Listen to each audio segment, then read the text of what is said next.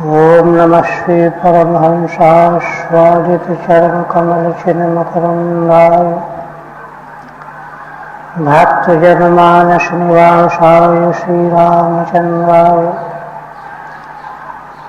वागीशाय सदने लक्ष्मीर्यस्य च वक्षसि यस्यास्ते हृदये संवित्तं नृसिंहमहं भजे। विश्वसर्ग विसर्गादि नवलक्षणलक्षितम् श्रीकृष्णाख्यं परं धाम जगद्धाम नमामि तत्। परम आदरणीय यति वृंद, भक्त वृंद एवं श्रोत्र, श्रीमद् भागवत के एकादश स्कंध के अंतर्गत पंचदश अध्याय में श्री भगवान के द्वारा उद्धव जी को योग साधना धारणा के द्वारा प्राप्त होने वाली विभिन्न प्रकार की सिद्धियों का स्वरूप प्रकट कर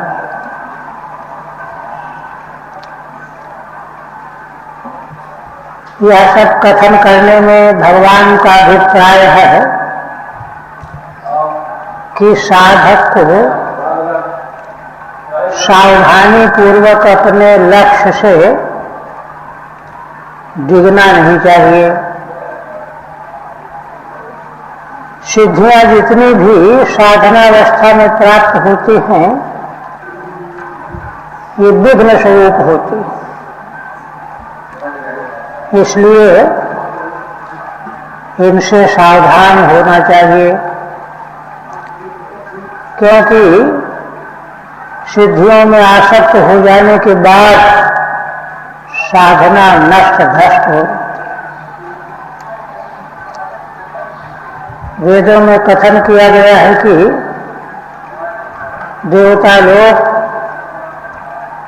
साधक को अपने से ऊपर भगवान के लोक में जाने के लिए पसंद नहीं करते, इसलिए वे विघ्न करते हैं। ज्ञान की पत्नी गोस्वामी जी कहते हैं ना, रिद्धि सिद्ध प्रेरई बहु भाई, बुद्धि लोभ दिखावहि जाई, होय बुद्धि जो परम शयानी, तीन तन चितव नाना हेतु जानी। इंद्रिय द्वार झरोखा नाना, तहाँ तहाँ सुर बैठे करिथाना, आवत देखन विषय बयारी, ते हठ देह कपाट उभारी।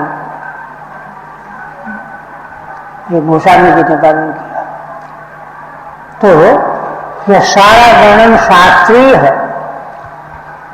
श्री भगवान के द्वारा सावधान करने के लिए इन सिद्धियों का रहस्य बताया जा रहा है।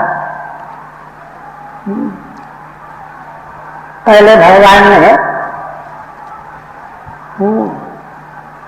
मत प्रधाना 8 सिद्धियों का 10 जो है सात्विक गुण की पराकाष्ठा प्राप्त करने पर धारणा के द्वारा होने वाली 10 सिद्धियां और 5 प्रकार की अन्य छोटी सिद्धियों का उल्लेख किया।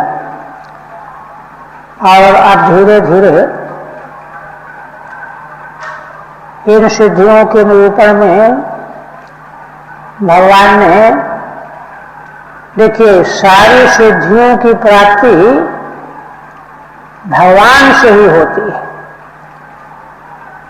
तब तक धारणा के द्वारा जिस जिस सिद्धि का भगवान ने निरूपण किया है, तो वहां सभी सिद्धियों के मूल में भगवान के स्थूल विग्रह, विषय धारणा, पंचतर मात्रा रूप भगवान का सूक्ष्म विग्रह है, देह है, उसमें धारणा, नेत्र और सूर्य को मिला करके सब कुछ भगवन्मय है, यह धारणा। माने एक भी धारणा ऐसी नहीं कि भगवान से अलग होकर के कोई सिद्धि प्राप्त कराने वाली है। यह बात गौर करने की है। इसी तरह से भगवान तो उद्धव जी के प्रति तो परम अनुग्रही हैं ही, संसार के जीव मात्र के प्रति परम अनुग्रह करने वाले भगवान की यही सबसे बड़ी महती महिमा है। जीव मात्र के प्रति अनुग्रह की धारणा से, दृष्टि से भगवान यह सब रहस्य व्यक्त कर रहे हैं, बता रहे हैं। इससे जो एक निष्कर्ष निकालना चाहिए उस पर अभी दृष्टि देना है। 26 तक बचना, 26 के बाद अब आगे भगवान पुनः कहने लगे, यो वै मद्भावमापन्नः ईशितुः वसितुः पुमान् कुतश्चिन्न विहन्येतो तस्य चाज्ञा यथा मम। देखिए भगवान का कितना महान अनुग्रह है। जब सिद्धि देने लगते हैं तो भगवान कोई कृपाता नहीं करते, सब कुछ दे देते। वही बात यहां कह रहे हैं। कहते हैं यो वै मद्भावमापन्न। भगवान कहते हैं जो साधक योगी भक्त मद्भावम आपन्न, मत यहां षष्ठ्यंत पद है, मेरे भाव को। भगवान का कैसा स्वरूप है? ईशितु वसितु। भगवान कैसे हैं? संसार के कण कण का शासन करने वाले नियामक और सब कुछ को अपने बस में रखने वाले। ईशितु वसितु दोनों षष्ठ्यंत, ये मत के विशेषण हैं। माने भगवान कह रहे हैं जो मैं संसार के कण कण को नियमित करने वाला, सबको अपने बस में रहने वाला, ऐसे मुझे मेरे भाव को जो प्राप्त हो गया है, ऐसे भगवान ही मेरे सब कुछ हैं। इस प्रकार से मद्भाव को प्राप्त हो गया है तो तभी तो उसको इतनी बड़ी सिद्धि भगवान दे रहे हैं। तो कहते हैं ऐसा साधक पुमान योगी है ना, जो ऐसा हो गया है कस्यापि आज्ञा कुतश्चित् न विहन्ये, तो उस योगी की आज्ञा भी कहीं भी किसी से भी विघटित नहीं हो सकती। वो जिसको जो आज्ञा दे देगा उसको मानना ही पड़ेगा। जैसे भगवान सर्ववशी है, सबके नियामक हैं, वो कोई संकल्प कर ले तो कोई मजाल है कि वो न हो। इसी प्रकार की सिद्धि उस योगी भक्त को भगवान प्राप्त करा देते हैं। यथा मम दृष्टांत दे रहे हैं, जैसे जैसे मेरी आज्ञा, जैसे मेरी आज्ञा का कहीं से कोई गड़बड़ नहीं कर सकता, ऐसे ही मेरे भक्त योगी की आज्ञा भी इसी प्रकार से कहीं से विघटित नहीं हो सकती। कितनी बड़ी सिद्धि। ठीक है, देखिए मदिति पृथक पदम। श्री स्वामी कहते हैं कि यो वही मदभाव में मत पृथक पद है। इसका अर्थ क्या है? मम। व्याकरण में नियम है कि मम और तव को षष्ठी एक वचनांत दोनों पद हैं, इनको मत और त्वत आदेश हो जाता है। इसलिए उसकी जब व्याख्या करेंगे तो षष्ठंत मम हो गया था। षष्ठंत ईशितु वसतु भी षष्ठंत है। ईशितु सर्वनियंतु, ईशितु माने कण कण के नियमन करने वाले भगवान, और वसतु माने है ना सबको बस में करके स्वयं सर्वतंत्र स्वतंत्र रहने वाले। स्वतंत्र से मम भावम स्वभावम प्राप्त, वह मेरे इस प्रकार के स्वभाव को प्राप्त कर लेता है। प्राप्त इसलिए एका गुण है तवा, तो उसका उस धारणा की जो सिद्धि प्राप्त होती है उसका फल यह है कि मेरे ही समान उसकी आज्ञा कहीं भी प्रतिहत नहीं होती। अब इसके बाद अन्य सिद्धियों का भी उल्लेख करते हैं। मद्भक्त्या शुद्ध सत्वस्य योगिनो धारणा विदः तस्य त्रैकालिकी बुद्धिर्जन्म मृत्युपवृंहिता। ये अल्प मन शुद्ध सिद्धि के अंतर्गत है। भगवान कहते हैं कि मेरा भक्त मेरा चिंतन ध्यान करते करते जिसका सत्य माने अंतःकरण शुद्ध हो गया है, ऐसा योगी। योगी का अर्थ यहां पर योगी का अर्थ है माने भगवान के साथ संबंध बनाने वाला। योगी माने जुड़ने वाला। हाँ, तो जो समाधि से जुड़ा हुआ योगी और करेगा, किंतु भगवान से जो जुड़ा हुआ है वह भी योगी ही है। मन बुद्धि चित्त अहंकार भगवान में जिसने लगा दिया वो योगी हो गया। तो कहते शुद्ध सत्य से योगिना धारणा विदः, जो धारणाओं का ज्ञाता है, धारणाओं के अनुसार जो स्थिति प्राप्त करने वाला है, ऐसे उस मेरे भक्त को तस्य त्रैकालिकी बुद्धि जन्म मृत्युपवृंहिता, तो उसको यह बुद्धि प्राप्त हो जाती है कि जन्म कब हुआ था, मृत्यु कब होगी, इससे संबंधित ज्ञान उसको हो जाता है। ये सिद्धि है। इसीलिए उसके पास कोई आने वाला होगा तो उसके संबंध में भी उसको बहुत कुछ ज्ञान बिना पूछे हो जाता है। टीका में कहते हैं अतः परम क्षुद्रा सिद्धयः उच्यन्ते धारणा विरहित त्रिकालज्ञ ईश्वर धारणा। त्रिकालज्ञ तो भगवान ही है। उन भगवान की ईश्वर की धारणा यहाँ सूचित हो रही है। जो भगवान तीनों काल के ज्ञाता हैं उनके पद बुद्धि की धारणा बन जाए तो उसको त्रैकालिकी त्रिकाल वस्तु विषया सिद्धि प्राप्त हो जाती है। कौन वस्तु कब पैदा हुई थी, कब तक रहेगी, इसका क्या क्या परिणाम निकलेगा, यह सब उसको ज्ञात हो जाएगा।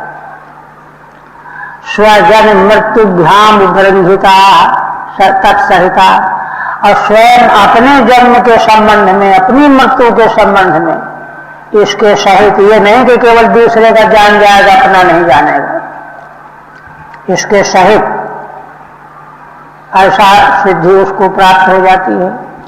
अनयैव परिचित्ताद्यभिज्ञता की व्याख्याता, इसी कथन के द्वारा दूसरे के चित्त में क्या है, दूसरा चाहता क्या है, इसका भी वह अभिज्ञ हो जाता है। उसका भी व्याख्यान समझ लेना चाहिए। आप कहते हैं और अग्न्यादिभिर्ना हन्ये तो मुनेर योगमयम बपु मद्योग शांत चित्तस्यो यादशा मुदकम यथा। भगवान कहते हैं कि देखो उद्धव जी, जैसे जलचर जीव मछली है, कच्छप आदि है, ये जले में रहते हैं राज्य, किंतु जल में निरंतर रहने पर भी इनके शरीर सड़ थोड़े जाते हैं, शीत से जकड़ थोड़े जाते हैं, है ना। निरंतर 24 घंटे जल में ही पैदा होने से लेकर के मरने तक रहने पर भी जल से इन जल जीवों को कोई क्लेश नहीं होता, कोई बाधा नहीं पहुंचती। भगवान कहते हैं इसी प्रकार जो योगी है ना, मेरे पर धारित करके जिसने चित्त को स्थापित कर दिया है, उसको क्या सिद्धि प्राप्त हो जाएगी? उसका देह योगमय हो जाएगा। योगमयम बपु, योगमय हो गया। योगमय बपु शरीर हो जाने पर न तो अग्नि से वो जलेगा, न पानी से गलेगा, न हवा से सूखेगा। ये सिद्धि प्राप्त हो जाती है, क्योंकि उसका देह योगमय हो जाता है। भगवान से उसने अपने को जोड़ दिया है साधना धारणा के द्वारा। तो जैसे भगवान का स्वरूप विग्रह अग्नि जल आदि से प्रभावित थोड़ा होता है, कुछ भी प्रभाव नहीं पड़ता। तो उन्हीं भगवान से जो है उसने धारणा के द्वारा योग प्राप्त कर लिया है, तो उसको भी ऐसी सिद्धि प्राप्त हो जाती है। ठीक है। अग्नि सर्वोपघात शून्य, अग्नि आदि तो उपलक्षण है, जिनसे जिनसे शरीर को उपघात हो सकता है सबसे वो सुरक्षित हो जाता है ना। भगवान एवं भूत योगमयम, क्योंकि भगवान का विग्रह जो है कहीं किसी भी वस्तु से कभी भी उपघात को प्राप्त नहीं होता। उन्हीं भगवान में धारणा करने से योगी का को ऐसी सिद्धि हो जाती है कि उसका भी देह इन उपघातों से शून्य हो जाता है। कई ना विभूत, इन जल आदि अग्नि आदिकों से वह अभिभूत नहीं होता है ना। अत्र हेतु, हेतु क्या है, क्यों नहीं होता? कहते मद योगे थी, मेरे साथ उसका योग हो गया है, ये तो सिद्धि है। दृष्टांत यादसा मुदकम यथा अभिघातकम न भवति, जल में रहने वाले प्राणियों को जैसे जल कोई नुकसान नहीं करता, तथा तस्य बपुषो अग्न्यादय इत्यर्था, ऐसे ही मेरी धारणा वाले योगी के देह को अग्नि आदि इसका कोई असर नहीं होता। अनयी वो आद्यंगता व्याख्याता, इसी के साथ में संसार के द्वंद्वों से वह अपराभूत रहता है। ये सिद्धि भी साथ में उसका भी व्याख्यान समझ लेना चाहिए। लेकिन देखिए, ध्यान दीजिए कि इन सिद्धियों को भगवान ने छोटी सिद्धि नाम दिया है ना। ऐसी सिद्धियां सिद्ध करके बाजीगरी दिखाने के लिए लोक में ख्याति प्राप्त करने वाले जो लोग होते हैं वो कोई अच्छा काम नहीं है। मद विभूति ममावतारान आगे फिर कहते हैं, मद विभूति अभिध्यायन श्री वत्सास्त्र विभूषिता ध्वजा तत्पत्र विजनैः स भवेद पराजितः। भगवान कहते हैं कि जब कोई योगी मेरी अवतार विभूतियों का निरंतर ध्यान करने लगता है, चिंतन करने लगता है, भगवान के तत्त अवतार में भगवान का विभूतिमय विग्रह कैसा है, भगवान के वक्षस्थल में श्रीवत्स का, श्री जी का, भगवान के शंख चक्र गदा पद्म आयुध है ना, भगवान के ऊपर छत्र लगा हुआ, आठपत्र है, पार्षदों के द्वारा पंखा किया जा रहा है, ध्वजा पत्र बेजनई, इनसे विभूषित भगवान के तब तक अवतारों का जो निरंतर चिंतन करता है, ध्यान करता है, वह ध्यान चिंतन जो है धारणामय हो जाए। हाँ, सिद्धि प्राप्ति का मूल धारणा है। धारणा जो है स्थिर हो जानी चाहिए, अचंचल। तो इस सिद्धि का फल क्या होगा? सा भवेद पराजिता। ऐसा सिद्ध पुरुष जो है योगी, संसार में कभी किसी से पराजित नहीं हो सकता। ये महान फल उसको मिल जाता है। टीका में कहते हैं मद विभूति ममावतारान, मेरे अवतार वाली विभूतियों का, है ना, भगवान के मंगलमय आभूषण, अलंकार, आयुध, इन सबों से सुसज्जित, है ना, धारणा करने वाले को, है ना, यह सिद्धि प्राप्त होती है कि वह कभी किसी से पराजित नहीं होता। आप उपसंहार करने जा रहे हैं। भगवान कहते हैं उपासकस्य मामेवं योग धारणया मुने सिद्धया पूर्व कथिता उपतिष्ठन्त्य शेषतः। जो मेरा उपासक है, भक्त है, मेरी उपासना करता है, ऐसा जो है माम उपासकस्य और एवं योग धारणया चिंतकस्य, इस प्रकार की योग धारणा के द्वारा मेरा चिंतन धारणा बनाने वाला मुनि को सिद्धया पूर्व कथिता उपतिष्ठन्त्य शेषतः, वे सारी की सारी अशेष सिद्धियां जिनका पूरे पीछे तक कथन किया गया है, सब उपस्थित हो जाती है। अशेषतः, यहां अंतर समझिए, पीछे जो सिद्धियों की प्राप्ति बताई गई है धारणा के द्वारा, अलग अलग धारणा के द्वारा अलग अलग सिद्धि, किंतु यहां भगवान कह रहे हैं कि जो पृथक पृथक धारणाओं के द्वारा जो सिद्धियां प्राप्त हुई थी ना, वे केवल मात्र मेरी उपासना करने वाले भक्त को केवल मात्र मेरी ही धारणा करने वाला है। तो इतने मात्र से, केवल मेरी धारणा करने मात्र से सारी सिद्धियां उसको प्राप्त हो जाती हैं। क्योंकि देखो, योग मार्ग से साधना के द्वारा भी सिद्धियां तो देने वाले भगवान ही थे। उद्धव जी ने प्रश्न में ही कहा सिद्धि दो भगवान, सभी योगियों को सिद्धि तो भगवान आप ही देने वाले हैं। इसलिए तत्त धारणा के द्वारा भी सिद्धि भगवान ही देने वाले हैं।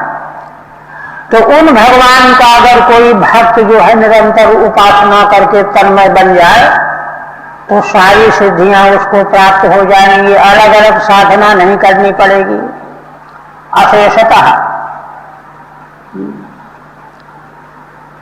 उपसंग उपासक से एवं पृथक धारणा भी, देखिए सीधा स्वामी स्पष्ट करते हैं कि अभी तो पृथक पृथक धारणाओं के द्वारा अलग अलग सिद्धियों की प्राप्ति बताई गई, किंतु भगवान के भक्त को ये सारी सिद्धियां एक साथ प्राप्त हो जाती हैं, किंतु वह उनके चक्कर में पड़ता नहीं। आगे बात आएगी, है ना। फिर कहते हैं जितेन्द्रियस्य दान्तस्य जितश्वासात्मनो मुनेः मद्धारणां धारयतः कासा सिद्धि सुदुर्लभा। भगवान पहले कथित बात को और पुष्ट करते हैं, है ना। माने ऐसा न हो कि जो है व्यक्ति सोचे कि भगवान यूं ही कह रहे हैं क्या, इसलिए स्पष्ट करते हैं जो मेरा भक्त जितेंद्रिय है, इंद्रिय निग्रह संपन्न है और प्राणायाम के द्वारा जिसने मन को पूरी तरह से अपने बस में कर लिया, जितना श्वासात्मनो मुने, क्योंकि ये दो बातें बनने के बाद ही समग्र मन भगवान में स्थित होगा, उसके बिना नहीं होगा, चंचल बना रहेगा। ऐसा जो हो मद्धानाम धारयता, ये दो काम जितेंद्रिय और मनोनिग्रहित होकर के जब मेरी धारणा करने वाला है मेरा भक्त, तो भगवान कहते हैं काशा सिद्धि सुदुर्लभा। अरे वो कौन ऐसी सिद्धि है जो उसको दुर्लभ रह जाएगी? कोई सिद्धि दुर्लभ हो ही नहीं सकती, रह ही नहीं सकती। योगियों को तो समग्र सिद्धियां मिल नहीं सकती, वो तो वही सिद्धि मिलेगी जिसकी धारणा वे करेंगे, किंतु भगवान के भक्त को कोई भी सिद्धि दुर्लभ रह नहीं जाएगी। ये विशेष बात है। ठीक है, यद्वा किम नाना धारणा प्रयास है न, श्रीधर स्वामी के देखिए भाव दीपिका का व्याख्या कहते हैं कि देखो नाना प्रकार की धारणा का प्रयास करने की जरूरत ही नहीं। जरूरत ही क्या है? किम तेन एक वो है ना, सर्वासिद्धयो भवंती, केवल एक ही, वह केवल भगवान की धारणा आ जाए जीवन में, सारी सिद्धियां आ जाएंगी। जितेंद्रियस्येति मद्धारणाम नारायणी तुरीयाख्ये इत्यत्रोक्ताम, जिसका पीछे उल्लेख किया है भगवान, है ना, तुरीयाख्य नारायण भगवान के प्रधारणा पीछे आया है ना, वह धारणा जो है केवल मात्र भगवत संबंधी धारणा, उसके द्वारा समग्र सिद्धियां अपने आप उपस्थित हो जाएंगी। या कि दुर्लभा स्यात्ता, जो सिद्धि दुर्लभ रह जाएगी ऐसी कौन सी है? न काचित इत्यर्था, अर्थात कोई सिद्धि दुर्लभ रही ही नहीं जाती, रहती ही नहीं है। आप देखिए यहां एक बात जो है ध्वनित हो रही है कि जैसे पीछे भगवान ने अव्याहत रूप से उसको सामर्थ्य प्राप्ति की सिद्धि बताई है कि जिसको जो आज्ञा दे दे वही हो जाए, कोई टाल नहीं सकता। तो इस सिद्धि से, इस सिद्धि के फलस्वरूप क्या होता है? देखिए, ऐसी सिद्धि जिसको प्राप्त होती है, मान लो कोई उससे द्वेष करने लगे, उसका विरोध करने लगे, उसका तिरस्कार करने लगे, तो वह सिद्धि वाला जो है चुप नहीं रहेगा, तुरंत दंडित कर देगा, सिद्धि का उपयोग कर देगा, प्रयोग कर देगा। किंतु भगवान का भक्त जो है, सारी सिद्धियां जिसको प्राप्त तो हो गई हैं, लेकिन वह उनका प्रयोग नहीं करेगा। देखिए, संबंध में नवम स्कंध में दुर्वासा जी का व्रत प्रमाण, दुर्वासा और अम्बरीश। महाराज अम्बरीश भगवान के भक्त थे, सब जानते ही हैं। उनके द्वारा कोई ऐसा अपराध नहीं हुआ। देखिए, सारा व्रत आदि से अंत तक देखेंगे तो उन्होंने कहीं किसी तरह की अवहेलना दुर्वासा जी की नहीं की। वो तो ब्राह्मणों से पूछ करके, टाइम अतिकाल हो रहा था, घटना घटनी थी, कहिए, ब्राह्मणों से परामर्श लेकर के, है ना, व्रत जो है नष्ट न हो जाए, धर्म की हानि न हो जाए, इसलिए उनसे आज्ञा लेकर के जल मात्र पान कर लिया था। इतने मात्र से दुर्वासा कुपित हो गए और उन्होंने कर्त्या का प्रयोग कर दिया। योगी तो थे ही दुर्वासा, कृत्या का प्रयोग कर दिया, किंतु वह कृत्या दौड़ी भस्म करने के लिए, लेकिन महाराज एक इंच भी इधर उधर चले नहीं, हाथ जोड़े ही खड़े रहे। और कृत्या जो है उनका जो बिगाड़ने के लिए आई, तो देखिए भगवान का सुदर्शन चक्र सामने आ गया। इतनी बड़ी घटना, तो इतनी बड़ी घटना जो भक्त के संबंध में भगवान के संकल्प से प्रकट हुई, प्रकाशित हुई, इसका सबसे बड़ा कारण यही है कि उनके मन में दंड देना तो दूर रहा, निरपराध अवस्था में दूसरे के द्वारा दंड से बचने की भी भावना नहीं है कि हम भाग जाए, इधर से छिप जाए, जो होना हो। देखिए सिद्धि को प्राप्त अगला तो जो है उनको उनका नाश कर देना चाहता है, किंतु भगवान का भक्त ऐसा है कि नाश हो जाए चाहे कुछ भी हो जाए, मुझको कोई प्रतिक्रिया नहीं करनी है।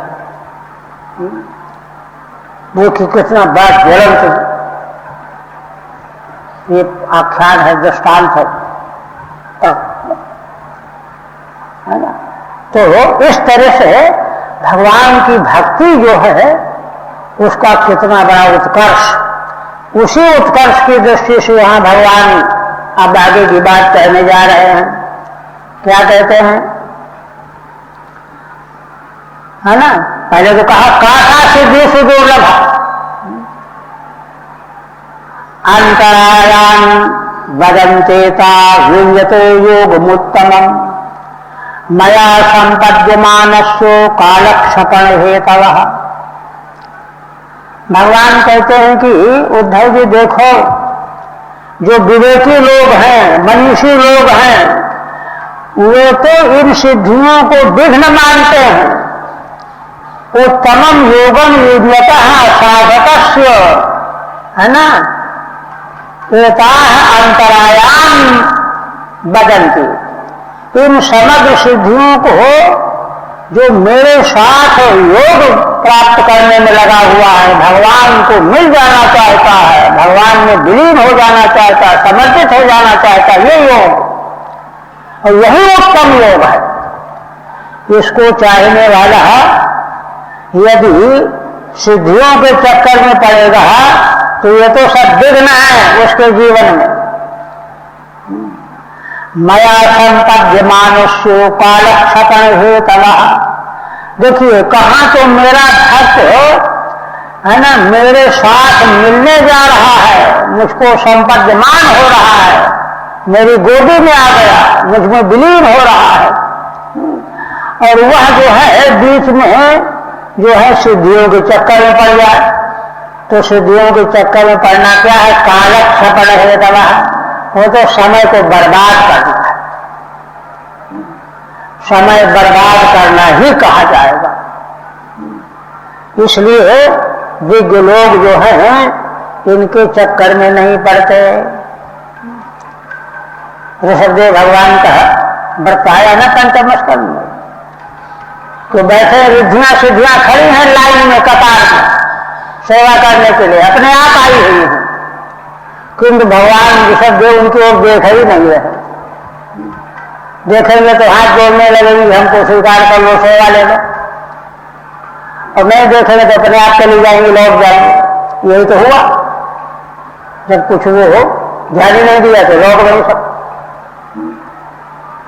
मोक्ष धर्म का आदर्श जीवन भगवान सुखदेव ऋषभदेव जी का जीवन है।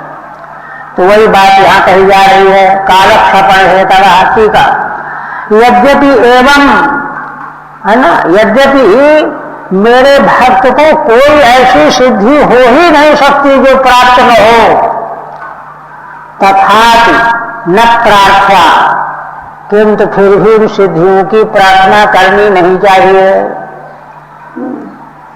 उत्तम मार्ग यह है, इत्या अंतरायान। मनीषी विज्ञ लोग इन सारी सिद्धियों को विघ्न समझते हैं।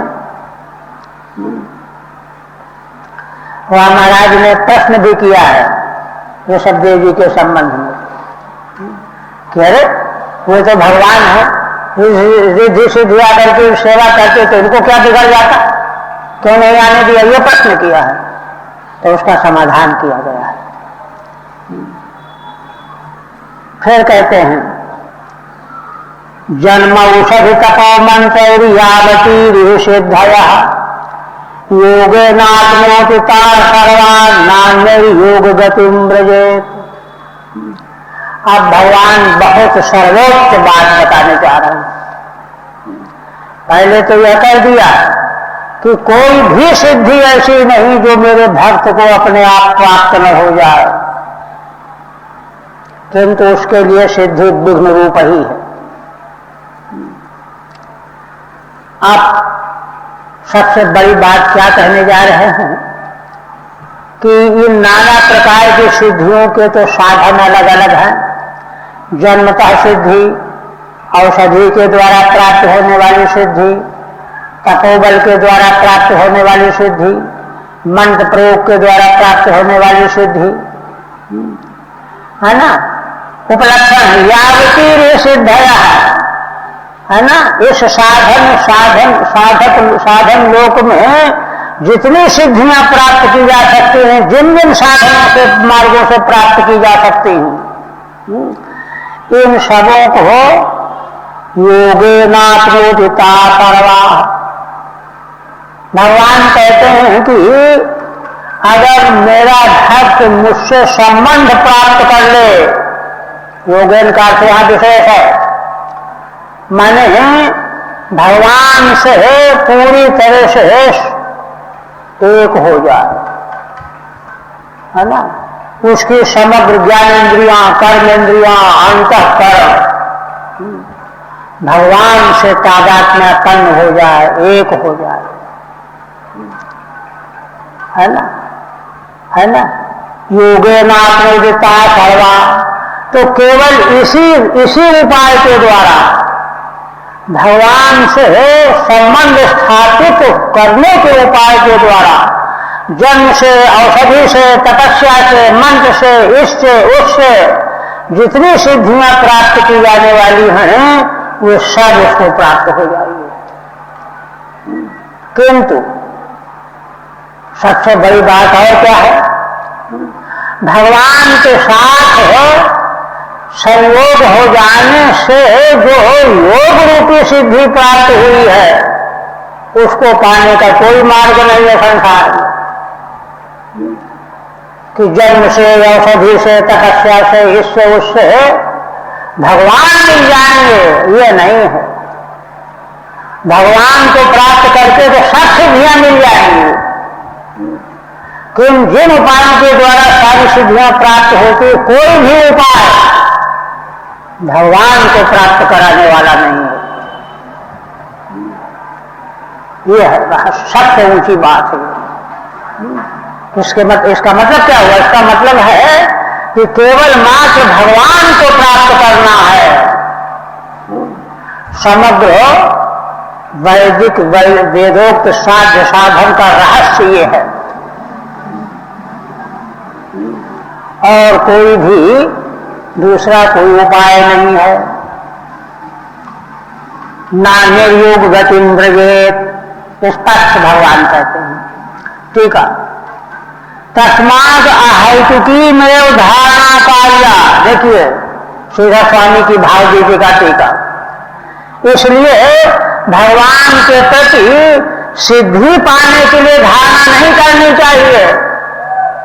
अहैतुकी हेतु फलानुसंधानम न विद्यते यस्याम सा अहेतुकी, जिसमें किसी प्रकार के फल की आकांक्षा ही नहीं है, ऐसी अहेतुकी भगवान की धारणा।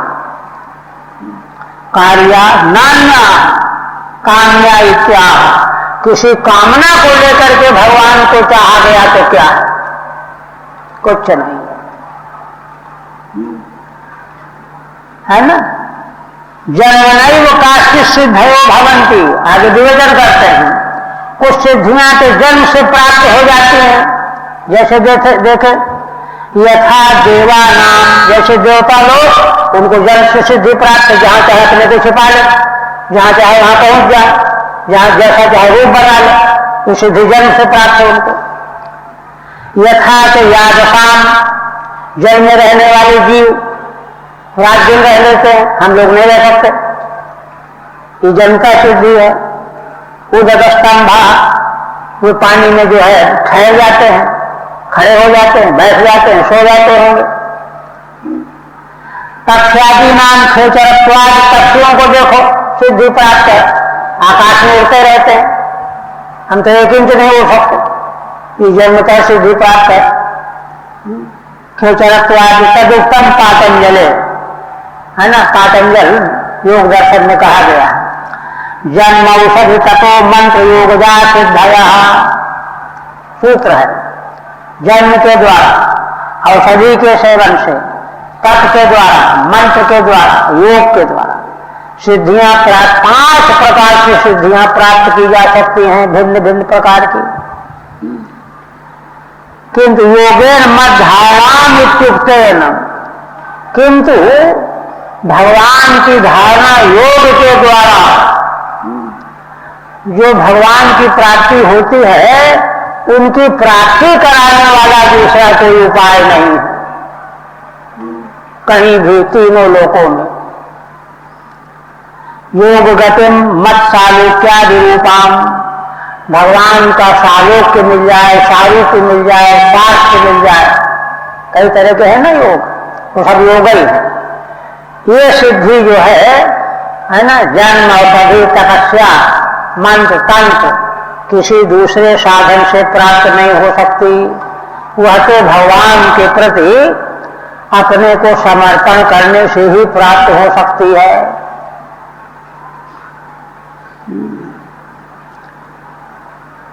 फिर कहते हैं कि कारण क्या है, कारण क्या है? सर्वासामपि सिद्धीनाम हेतु पतिरहम प्रभु, अहम योगस्य सांख्यस्य धर्मस्य ब्रह्मवादिनाम। भगवान कहते हैं, देखिए भगवान कितने कृपालु हैं, भगवान की दयार्द्रता का चिंतन करना चाहिए। जैसे ध्यान के प्रकरण में बताया है ना, कि भगवान का ऐसा ध्यान करो कि भगवान प्रसन्न है, मुखारविंद से प्रसन्नता टपक रही है, और मेरी ओर अत्यंत कारुणिक दृष्टि से देख रहे हैं। ये बहुत ऊंची चीज है। तो भगवान की कारुणिकता देखिए, माने कोई रहस्य भगवान अपना छिपा नहीं रहे। आरत अधिकारी जह पावहि, गूढ़ तत्व साधु दुरावहि। साधु जन भी भगवान के जैसे स्वभाव वाले हो जाते हैं। कोई सत्पात्र अधिकारी मिल जाता है तो कोई बात छिपाते नहीं है, सब खोल के बता देते हैं। तो भगवान का तो कहने क्या है, तो रहस्य बता रहे हैं कि माने भगवान की प्राप्ति रूपा जो सबसे बड़ा योग सिद्धि है, इसका अन्य कोई साधन उपाय नहीं है। यह सबसे बड़ी प्राप्ति है, अंतिम चरम पुरुषार्थ समझिए इसको। कहते हैं कि कारण क्या है, कारण असल में यह है कि भगवान असल में सभी के आश्रय हैं। भगवान सर्वाश्रय है, सबके स्वामी हैं, सबके पालक हैं। पातीति पति पालक, रक्षति रक्षक, पालक रक्षक भगवान सब। सर्वासामपि सिद्धि नाम, सारी सिद्धियों के, है ना, मैं ही हेतु हूं, कारण हूं, उपादान कारण निमित्त कारण दोनों। और पति माने उनकी रक्षा करने वाला, अच्छा सिद्धि दे करके भी उनकी संभाल करने वाला। अहम प्रभु, और प्रभु माने समर्थ भी हूं। एक तो ये भगवान ने कहा, ये अपना गूढ़तम रहस्य बताया भगवान ने, क्योंकि भगवान के अलावा भगवान की महिमा को और कौन बता सकता है। दूसरा तो अंदाज से बताएगा, किंतु भगवान सांगोपांग, अहम योगस्य सांख्यस्य धर्मस्य ब्रह्मादीनाम। भगवान कहते हैं कि उद्धव जी देखो, योग साधना के द्वारा तमाम सिद्धियां प्राप्त की जाती हैं, तो योग साधना के जितने भी मार्ग हैं उन सबों का मैं हेतु हूं, पति हूं और नियामक प्रभु हूं। सांख्य के द्वारा जो आत्मा अनात्मा का विवेक ज्ञान कराया जाता है, सांख्य दर्शन जो है आत्मा अनात्मा का दृष्टा और दृश्य का विवेक कराता है। विवेक कर सांख्य अगर विवेक न करावे तो योग शास्त्र जो है ना, दृष्टा आत्मा में स्थिति के लिए समाधि का विधान करता है। हाँ, तो समाधि का विधान उसका तभी सार्थक होता है जब सांख्य आत्मा अनात्मा का दृष्टा दृश्य का विवेक करा देता है, उसका वो पूरक है। सांख्य और योग ये दोनों दर्शन एक दूसरे के पूरक हैं। सांख्य दर्शन जो है थ्योरी है और योग दर्शन जो है प्रैक्टिकल है। हाँ, और भगवान कहते हैं कि मैं दोनों का हेतु हूं, पति हूं, प्रभु हूं। इतने नहीं, धर्मस्य ब्रह्मवादी नाम धर्मस्य च, ब्रह्मवादी माने वेदवादी, वेदज्ञ। वेदवादी लोग वैदिक साधनों को धर्म के रूप में मान करके चलते हैं ना, तो उससे होता क्या है, उससे है ना जीव जो है निर्मल होता चला जाता है, उत्तरोत्तर शुद्ध होता चला जाता है, चित्त जो आज का निर्मल होता चला जाता है, योग्यता बढ़ती चली जाती है और आगे बढ़ जाएगा और आगे बढ़ जाएगा। तो उस ब्रह्मवादियों के धर्म का भी मैं ही हेतु हूं, मैं ही पति हूं, मैं ही प्रभु हूं। देखिए तीनों चीजें, अंतिम प्राप्तव्य भी भगवान और अपने भगवान को प्राप्त कराने वाले सांख्य योग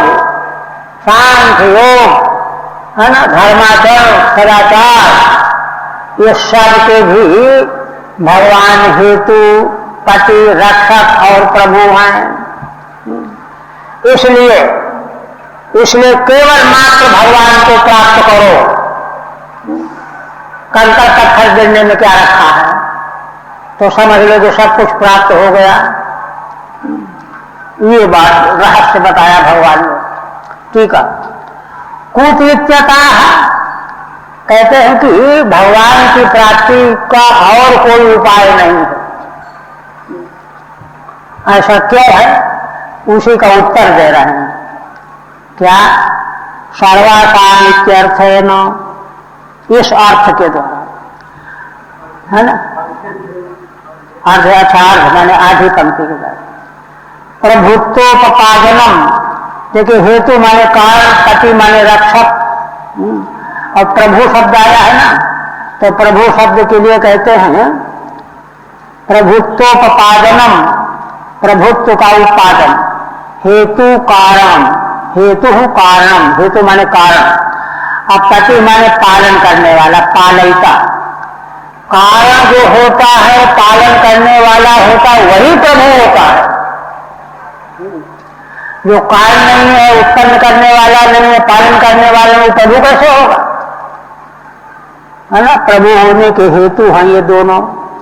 किंतु न केवलम सिद्धि नाम प्रभु, है ना, आधे पंक्ति से कह करके फिर कहते हैं केवल सिद्धि प्राप्त कराने वाला मैं हेतु प्रभु नहीं हूं, है ना। अतिथि मोक्षादि नाम इत्याह, मोक्ष आदि से क्या लेंगे? मोक्ष और मोक्ष के साधन। मोक्ष तो है स्वरूप में स्थिति समाधि में, किंतु समाधि तक पहुंचाने वाला सांख्य दर्शन साधन, और वहां तक पहुंचाने वाला धर्माचरण।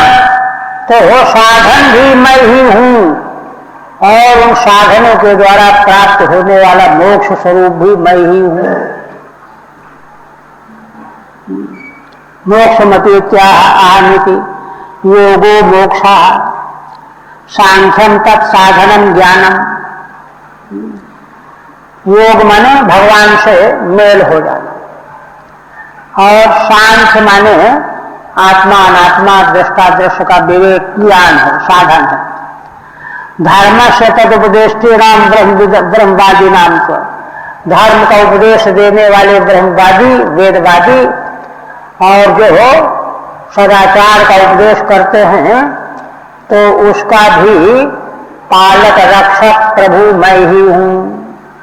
माने साध्य साधन दोनों मैं ही हूं। इसके बाद कहते हैं, आप प्रश्न खड़ा होता है कि भगवान सब कुछ अपने को बता रहे हैं, साधन भी मैं हूं, साध्य भी मैं हूं, मोक्ष भी मैं हूं, हेतु कारण भी मैं हूं। तो कहते हैं देखो भाई बात क्या है, इस पर जरा सावधानी से दृष्टि जमाइए, क्या बात कह रहे हैं भगवान। देखिए बात असल में यह कह रहे हैं कि समग्र वेदांत शास्त्र का रहस्य सिद्धांत यही है, सर्वम खलविदम ब्रह्म तज्जलानीत शांत पासे छांदोग्य की श्रुति। यहां सब कुछ परम ब्रह्म ही है। तज्जलान माने तस्मात् जातम तज्जम, तस्मिन् अनुचेष्टे तदनम, तस्मिन् लीते तल्लम, तज्जम च तदनम च तल्लम च तज्जलाम। क्योंकि जो वस्तु जिस मूल उपादान से प्रकट होती है, उत्पन्न होती है, उसी में स्थित रहती है, और टूट फूट करके उसी में उसका लय भी होता है। तो यह सारा प्रपंच, पूर्व दृश्यमान जगत प्रपंच जिस परम तत्व से प्रकट हुआ, उत्पन्न हुआ है ना, उसी में स्थित है। मिट्टी से बना हुआ घड़ा मिट्टी में ही स्थित है, और टूट फूट करके मिट्टी हो जाना है, उसी में लीन होने वाला है। इसलिए कार्य कारण के अनन्यत्व सिद्धांत के आधार पर यह सारा प्रपंच जो है ब्रह्म ही है। ये वेदांत का सिद्धांत है ना। और वेदांत वेद जो तत्व है, जिसको ब्रह्म शब्द, परमात्मा शब्द और भगवान शब्द के द्वारा भागवत में कहा गया है। ब्रह्मेति परमात्मेति भगवानिति शब्दते। इसलिए भगवान के स्वरूप का साक्षात्कार हमारा कब माना जाएगा? जब भगवान से अतिरिक्त कोई भी वस्तु बाल के बराबर कुछ है ही नहीं। जैसे ब्रह्म से अतिरिक्त कुछ है ही नहीं, वैसे भगवान से अतिरिक्त कोई वस्तु नहीं। हाँ, जब कोई वस्तु भगवान से अतिरिक्त है ही नहीं, यह बात पक्की सिद्ध हो जाएगी। तो साधन भी भगवान, साधन के द्वारा प्राप्त होने वाले फल भी भगवान, मोक्ष भी भगवान, मोक्ष देने पाने का उपाय भी भगवान, क्या आपत्ति रह गई? इसलिए भगवान यही कहने जा रहे हैं। और भगवान की उपासना और आराधना के बारे में कई बार हम सुनाते रहते हैं बीच बीच में। राम गीता का अध्यात्म रामायण के अंतर्गत राम गीता का वचन भगवान ने लक्ष्मण जी को कहा है, यावन्न तत्ते दखलम मदात्मकम तावन मदाराधन तत्परो भवे। जब तक हो अखिल विश्व ब्रह्मांड, लक्ष्मण जी को उपदेश करते हुए कहते, मेरा ही स्वरूप न दिखाई देने लगे, तब तक मेरी आराधना में तत्पर रहो। तावन् मदाराधन तत्परो भवेत्। ये साधन, और साधन के द्वारा प्रार्थना क्या है? सब कुछ भगवान ही है, ये दिखने लग जाएगा। तो कोई पूछने लगा कि अरे क्या कभी ऐसा हो सकता है क्या? तो भगवान पहले ही बताए दे रहे हैं, विश्वास के लिए। गुरु तो कृपा मूर्ति होते हैं, विश्वास दृढ़ करने के लिए पहले बताते हैं। क्या कहते हैं? श्रद्धालुवत भक्ति लक्षण। जो श्रद्धालु है, शास्त्र के द्वारा बताया गया साधन सच्चा है ना, गुरुदेव की वाणी सच्ची, उसका जो फल बताया जा रहा है वह सब सच्चा। ऐसी श्रद्धा करने वाला श्रद्धालु, जब श्रद्धालु होगा अत्युर्जित भक्ति लक्षण, जब उसकी भक्ति अत्यंत ऊर्जित भाव को प्राप्त हो जाएगी, तन्मय हो जाएगा भगवान की भक्ति में। हाँ, भगवान कहते हैं ऐसा जब हो जाएगा, यस्तस्यो हमहन निसंभृति, ऐसा जो हो जाता है तो उसको मैं रात दिन दिखाई देने लगता हूं। ताकि हम अहम निसम दृश्य, उस भक्त को मैं रात दिन दिखाई देने लगता हूं। तो वही बात यहां भगवान कहने जा रहे हैं। और कसौटी ये है कि भगवान की प्राप्ति का लक्षण क्या है? जब सब कुछ भगवत स्वरूप दिखाई देने लग जाए। क्या कहते हैं? भगवान कहते हैं अहमात्मांतरो बाह्यो अनाद्रतः सर्वदेहिनां यथा भूतान भूतेषु बहिरन्तः स्वयं तथा। देखिए बहुत सुंदर बात। भगवान क्या कहते हैं? मैंने भगवान की करुणा की पराकाष्ठा देखी। मैंने सारा अपना हृदय खोल करके भक्त को बताए दे रहे हैं। कहते हैं कि उद्धव जी, अहम सर्वदेहिनाम आत्मा, मैं सभी देहधारी जीव प्राणी मात्र का आत्मा हूं। एक और कैसे आत्मा है भगवान? कहते हैं कि मैं उनके भीतर हूं। अंतर माने भीतर है ना, तो भीतर केवल भीतर है तो परिच्छिन्न हो जाएंगे भगवान को, सीमित हो गए, बाहर नहीं भीतर है। कहते नहीं, बाहर भी मैं हूं, माने अंतर और बाहर मैं ही हूं। मैं कैसा हूं? अनावृतः। अनावृतः माने है मैं कहीं किसी से ढका हुआ नहीं हूं। मैंने सब कुछ जो कुछ भी यहां दृष्टिगोचर हो रहा है भगवान ही है। जब सब वही है, हाँ, तो वो आवृत किससे होंगे? हाँ, सब कुछ निरावृत भगवान ही है। अनावृतः सर्वदेहिनाम, यह है सिद्धांत।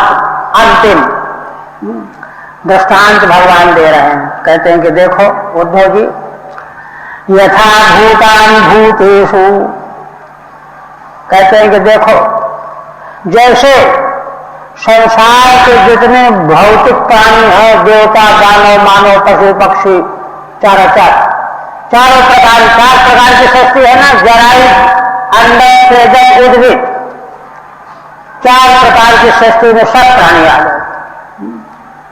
तो भूतेश माने चतुर्ष भूतेश, चारों योनियों में। हाँ, जैसे 5 भूत ही तो हैं, आकाश वायु अग्नि जल पृथ्वी, सब पंचभूतों से बने हुए हैं। जितने विग्रह है शरीर है किसी का भी हो, है ना, भूतेषु, है ना। तो कहते अच्छा, तो कहते कि उनके देह के भीतर क्या है? तो देह, उन सभी प्राणियों के देह के भीतर भी पंचभूत, बाहर भी पंचभूत, पंचभूतों से ही सब घिरा हुआ। पंचभूतों के अलावा और है ही क्या? शरीर पूरा का पूरा पंचभूत, उसके भीतर भी पंचभूत, बाहर भी पंचभूत और है क्या? जैसे दृष्टांत इसी प्रकार से मैं सर्वत्र सब कुछ हूं। बहिरंतः स्वयं तथा, बाहर भीतर सभी प्राणियों के भीतर जैसे पांचों भूत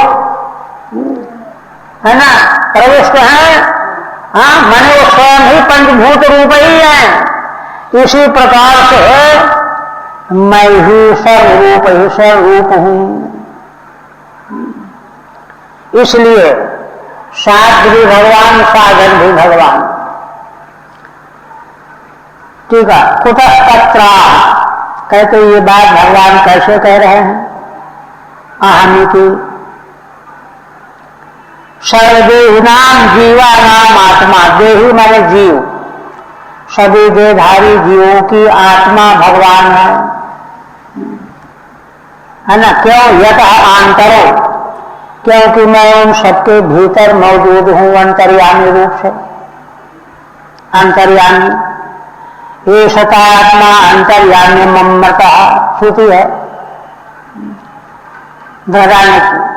अंतर्यामी ब्राह्मण ही है, तीसरे अध्याय में है ना। यह अंतर्यामी जो अन्य स्वरूप तत्व है वही तुम्हारा आत्मा है,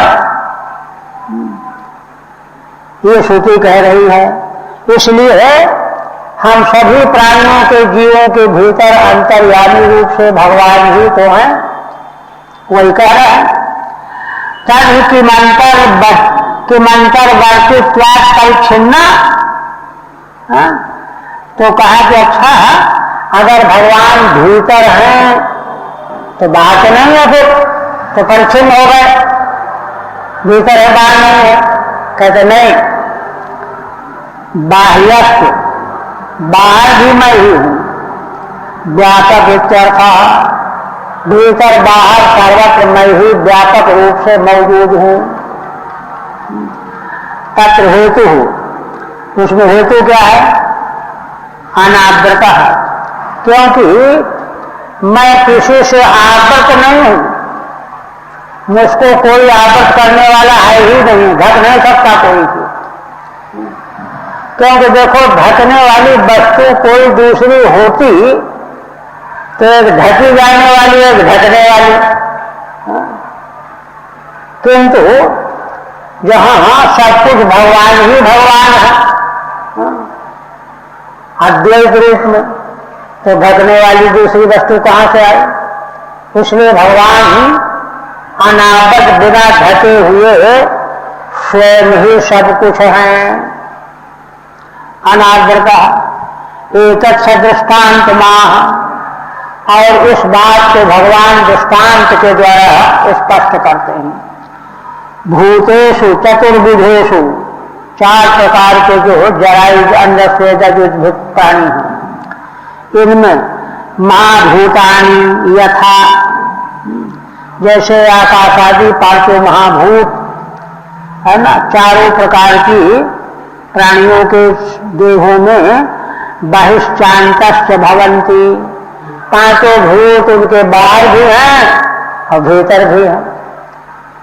भवन्ति है ना, स्वयं अहमपि तथा इत्यर्थ, ठीक इसी प्रकार से मैं भी इसी प्रकार से हूं, सब कुछ मैं ही हूं।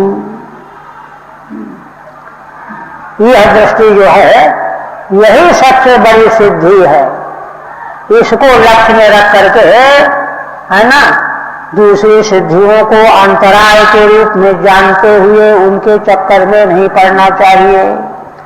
भगवान ने अपने प्रिय भक्त को विघ्नों से सावधान करने के लिए सब रहस्य बताया। हरि ओम तत्सत् श्रीमद्भागवते महापुराणे एकादश स्कंधे भगवद्गीता संवाद पंचदशोध्याय। आप देखिए अग्रिम अध्याय उपक्रम कर देते हैं थोड़ा सा। अब आगे देखिए विभूति योग नाम का अध्याय आ रहा है। यह अध्याय भगवान क्यों प्रस्तुत कर रहे हैं तो श्रीधर स्वामी पहले उपक्रम बता रहे हैं। क्या कहते हैं, शोध से तो हरे आविर्भाव युक्ता विभूतय। आगे वाले 16वें अध्याय में भगवान जिन जिन रूपों में आविर्भूत होते हैं, देखिए ये बात नोट रखनी चाहिए हृदय में कि स्वयं भगवान ही संसार के रूप में प्रकट हुए हैं। भगवान ही संसार बनाने वाले और भगवान ही संसार बनने वाले, है ना। वे निमित्त कारण उपादान कारण दोनों कारण हैं, इसलिए स्वयं भगवान आविर्भूत होते हैं। अब सब रूप में आविर्भूत होते हैं और उस आविर्भाव के बीच में विशेष रूप में भी आविर्भूत होते हैं। इसलिए विशेष रूप में भगवान का जो आविर्भाव है उन्हीं को विभूति कहा जाता है ना। आविर्भाव युक्ता विभूतयः, भगवान के आविर्भाव से युक्त होने वाली विभूतियां, माने उन विभूतियों के रूप में भगवान स्वयं आविर्भूत होते हैं, ये वर्णन किया जाएगा। तो उनका वर्णन क्यों किया जाएगा? अब सब कुछ तो भगवान है तो बता चुके, किंतु विशेष विभूतियों के रूप में भगवान का आविर्भाव का ये तो वर्णन किया जाएगा। तो आगे कहते हैं ज्ञान वीर्य प्रभावादि विशेषणोपवर्णिता।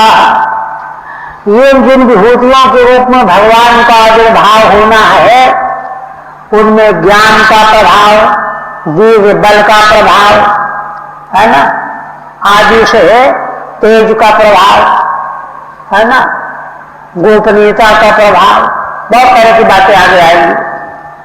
इन विशेष विशेष कारणों से उनका वर्णन किया गया है, किंतु ये वर्णन क्यों किया जा रहा है, इसका प्रसंग कैसे आ गया, तो क्या वर्णन किया गया है तो हमें ध्यान ये बता दिया। अब क्यों वर्णन किया जाएगा यह, इसका पहले से क्या मतलब संबंध है उसको आप बता रहे हैं। कहते हैं देखो, अंतश्चित्तेन यद्ध्यानम् अशक्यम् अकृतात्मनाम् अतस्तद्योग्यता तच्चै विभूत्यादि निरूपणम्। श्रीधर स्वामी कहते हैं, देखिए अगर इनकी व्याख्या न होती तो कुछ शर्त कर लेना पड़ता, बड़ी महिमा है। कहते हैं कि श्रीधर स्वामी कहते हैं भाव बताते हुए कि देखो भगवान का जो परिचय दिया गया पीछे, इसको व्यक्ति आंख बंद करके बैठ जाए और मन बुद्धि चित्त के द्वारा सोचने लगे, किंतु सोचते सोचते सोचते सोचते क्या समझेगा, हाँ ऐसा कहा गया, हाँ ऐसा कहा गया, और तो कुछ आएगा नहीं। तो कहते हैं अंतश्चित्ते नियध्यानम् असत्यम, यह असत्य है। केवल शब्द तो दोहरा लेगा बुद्धि के द्वारा भीतर भीतर, भगवान ने जो कहा, शास्त्र जो कहता है, किंतु उसका लक्ष्यार्थ उसके भीतर आएगा नहीं। क्यों नहीं आएगा? तो कहते हैं कि असत्यम अकृतात्मनाम, है ना, जो अकृतात्मा है। अकृतात्मा का मतलब जो अभी अंतर्मुख नहीं हो पाए, जिनकी इंद्रियां बहिरंग बनी हुई हैं, भटक रहे हैं संसार के पदार्थों में, वस्तुओं में, चीजों में, लोकांतर में, अक्षतात्मा है। वे क्या बात साधन के रूप में कही गई है उसका दोहरा तो भले नहीं, लेकिन उसका लक्ष्यार्थ क्या बात कही गई है यह भीतर ध्येय के रूप में आएगा नहीं। मन साक्षात्कार नहीं होगा, वो कठिनाई है। अतः तद योग्यता पत्यई, इसलिए जरूरत इस बात की है कि साधक में पहले योग्यता लाई जाए। जो कृतात्मा बना हुआ है उससे थोड़ा ऊपर आवे, कृतात्मा बने, योग्यता आवे उसमें। अतः तद योग्यता पत्यई विभूत्या विनिरूपणम, इसी के लिए भगवान की विभूतियों का निरूपण किया गया है। इसी तरह से अब यहां देखिए, एक तरह से एकादश स्कंद का पूर्वार्ध जो है यहां तक ले रहे हैं, आगे उत्तरार्ध आएगा। तो इसलिए अब तक जो है कितने प्रश्नों के उत्तर दिए जा चुके हैं यह भी क्रमशः सीधा स्वामी व्यक्त करेंगे, और आगे कौन कौन से प्रश्नों के उत्तर दिए जाएंगे ये भी बताएंगे। तो अब जो है कल तो अवकाश रहेगा, अब परसों जो है ये चर्चा बहुत ही उत्तमोत्तम है।